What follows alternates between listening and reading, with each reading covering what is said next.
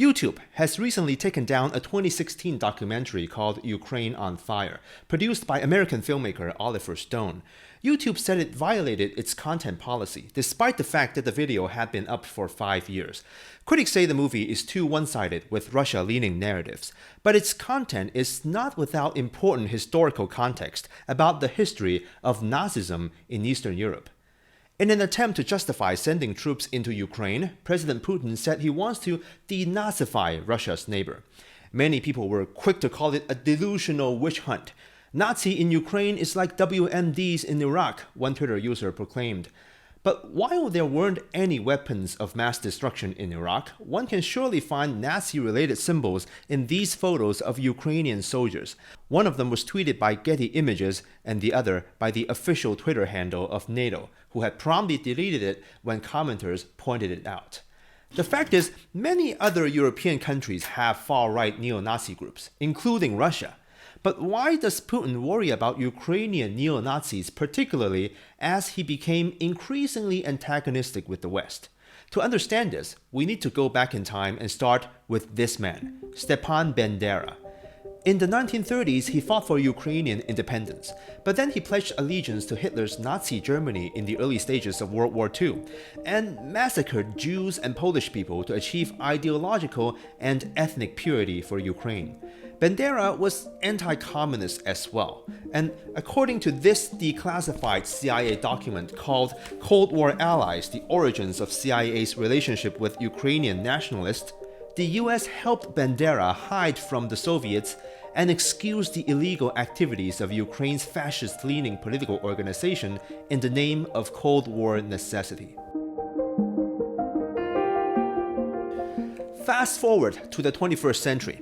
Stepan Bandera remains a spiritual leader to Ukraine's far-right political groups like Svoboda and the Right Sector, for being a symbol of Ukrainian independence. He's a figure that divides public opinion to this day. На завершення я хочу сказати про те, що чекали мільйони українських патріотів і багато років. Back in 2010, the then pro-Western Ukrainian president Viktor Yushchenko made a controversial decision to give Bandera the title of national hero, only to be repelled later by his successor Viktor Yanukovych. About 200,000 anti-government protesters converged on the central square of Ukraine's capital, Kiev, on Sunday. Riot police had been in waiting for this demonstration. In 2013, Ukraine was enveloped in a period of civil unrest called Euromaidan, where Ukrainians took to the street against President Yanukovych's policy choices that leaned towards Russia and away from the European Union. One of the leading figures of the movement was this man, Oleg Tchernybuk, leader of the Svoboda Party, a nationalist group that once held torch-lit marches to honor Stepan Bandera. Nationalist leader Oleg Tchernybuk asked the crowd, "Do we want to go under the yoke of Moscow?" To which they responded, "No." "Do we want Europe?" he asked. "Yes," they cried. It was with Mr. Tchernybuk that top US politicians shared a stage in Kyiv. This is about the future you want for your country. This is about the future you deserve. We will be back here on this square to celebrate with you a Ukraine that stands with Europe and stands with the United States. Like most social movements, Euromaidan had its radical factions, a small organized group that had a penchant for wearing Nazi symbols. That yellow armband is a Volksangel, a German symbol used by several SS divisions during the Second World War.